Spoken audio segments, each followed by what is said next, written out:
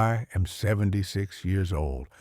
I am sitting in a house that costs more than my father earned in his entire life. The floors are Italian marble. The view from my study looks out over a manicured garden that requires a crew of 3 men to maintain.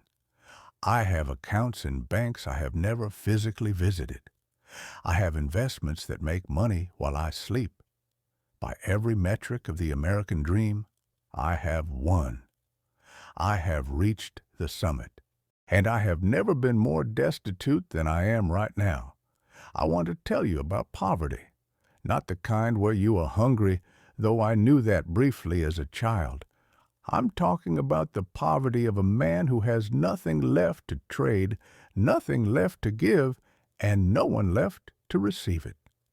I am the poorest person I know because I am the only person I know who has absolutely nothing of value left to lose. If you are young, or even if you are middle-aged and feeling the pressure of bills and expectations, you might look at me and think I'm ungrateful. You might think, "Give me your money, old man, and I'll show you how happy I can be." I would have said the same thing at 30. I would have said the same thing at 40. I didn't set out to be a miser. I didn't set out to be cold. I set out to be safe. That's the great trick of it all. You don't destroy your life by trying to be a villain. You destroy it by trying to be a provider. When I was 25, I made a vow. I grew up with the noise of arguments about money coming through the thin walls of my parents' apartment. I saw my mother age 10 years in one winter because the heating bill was too high. I promised myself that my family would never feel that.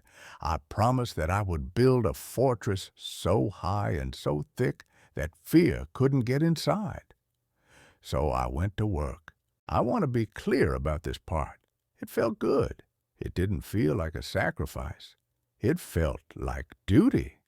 Every late night at the office, every missed weekend, every business trip felt like a brick in that wall of safety I was building. I told myself I was a good man. A good man provides. A good man sacrifices his time so his children can have bicycles and college degrees. I remember my wife, Sarah. She was the kind of woman who could make a rental apartment feel like a palace just by putting flowers on the table. In the beginning, she tried to slow me down. She would come into the room where I was working at 10 o'clock at night and rest her hand on my shoulder. She would say, "Come to bed, we have enough." And I would feel a spike of irritation. I loved her, but I thought she didn't understand. She didn't understand that enough is a myth. The world is dangerous. Markets crash. Illnesses happen.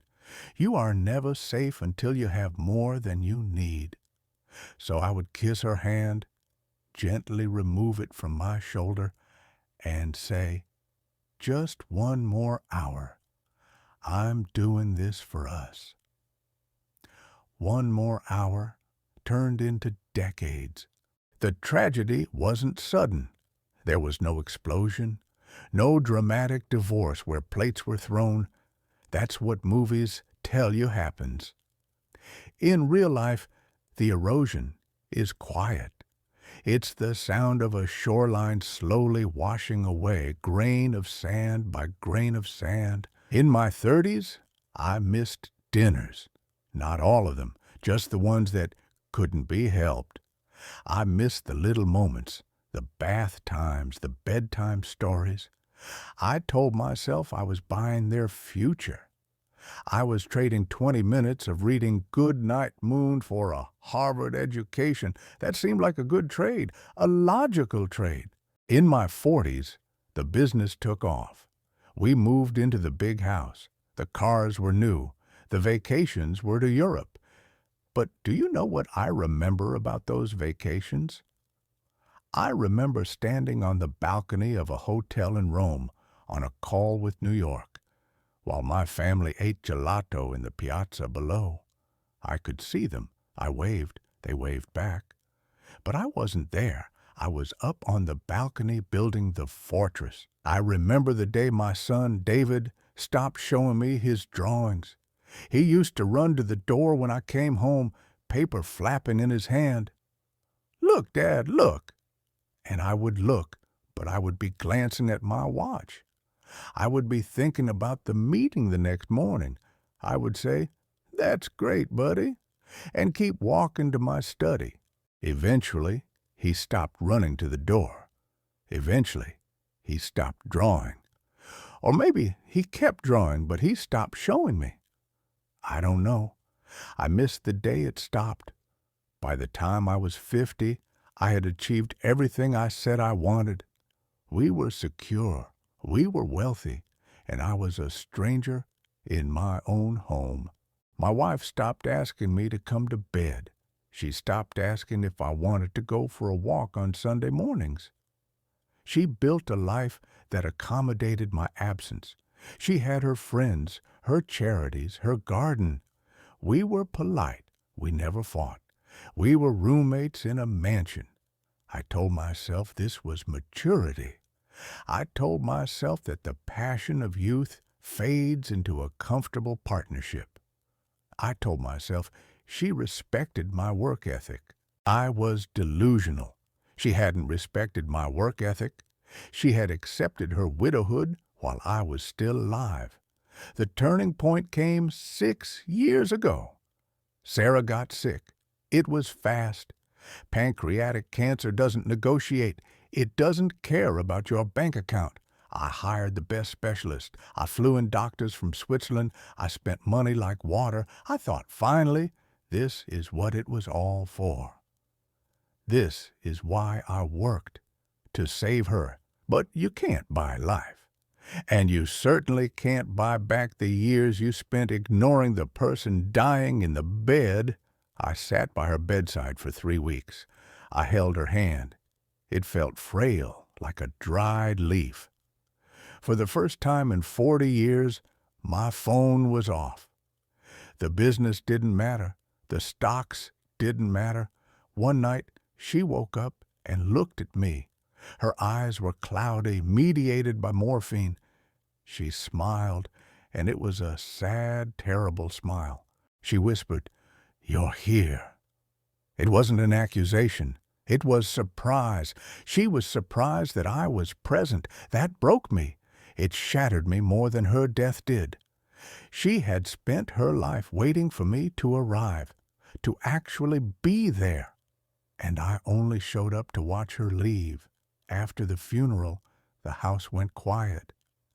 A silence so heavy it felt like it had mass. My children came.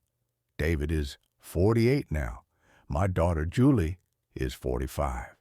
They are successful people. I paid for that success. They are polite. They made sure the funeral arrangements were perfect. They checked on me. But they sat in this living room, drinking the coffee I made, and they looked at their watches. They have their own lives, their own fortresses to build. They don't hate me.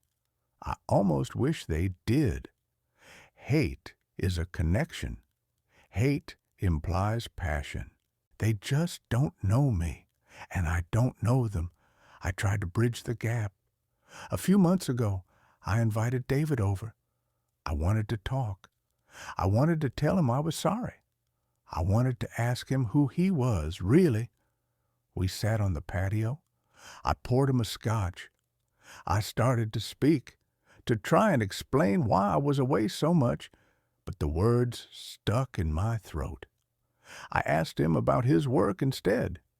We talked about interest rates. We talked about the market. We talked about real estate prices. He finished his drink, checked his phone, and said, "I should get going, Dad. Big week ahead." I watched him walk to his car. I wanted to scream. I wanted to run after him and grab him by the shoulders and say, "I am not your banker. I am your father. Tell me about your fears. Tell me about your dreams." But I didn't, because I trained him well. I taught him that love is provision. I taught him that conversation is a transaction. I made him into me. Now, I spend my days here. I have a gardener who nods at me. I have a housekeeper who knows exactly how I like my shirts folded. I have a financial advisor who calls me once a month to tell me I am richer than I was 30 days ago. And I am realizing the terrifying math of the human heart. You cannot buy a memory. You cannot write a check for a laugh you missed. You cannot invest in a relationship retroactively. I look at the objects in this room. That vase cost $4,000. Does it love me? If I fell down the stairs and broke my hip, would that painting on the wall call an ambulance? If I cry in the middle of the night, does the Italian marble floor absorb the grief? I have realized that wealth is not a number. Wealth is the people who know you. Wealth is the hands that will hold yours when you are afraid. Wealth is the history you share with someone who witnessed your life. I have no witnesses. Sarah is gone. My children witnessed a man's back as he sat at a desk. I am telling you this because I am running out of time and I have nothing else to do with it. I can't go back. I can't go to that apartment and leave the work at the office. I can't throw the ball with my 5-year-old son, but you might be able to. If you are sitting there convincing yourself that you are doing it for them, ask yourself if they asked for it. Did they ask for the big house, or did they ask for you? Did they ask for the legacy, or did they ask for your attention? There is a cost to ambition that isn't on the balance sheet. You pay for your money with your time, and then you pay for your time with your relationships. And by the time you realize the exchange rate was a scam, the market has closed. I would trade this entire estate, every dollar in the bank, every stock option, and every luxury car, just to be sitting on a ragged sofa in a drafty apartment, eating cheap takeout with my wife, laughing at a joke I can't remember. I would trade it all to be poor and loved. But I am rich. I am so incredibly rich. And I will sit in this leather chair until the sun goes down, and I will wait for the silence to end. But it won't. Don't let this happen to you. Don't let the hustle fool you. The only thing you truly own is the time you give away. Once you keep it for yourself, it rots. I'm going to go sit in the garden now. The flowers are beautiful. My wife planted the original bulbs years ago. They come up every spring, even though she isn't here to see them. They are the only things in this life I haven't bought. They are the only things that feel real. Take care of each other, please. It's the only currency that matters in the end.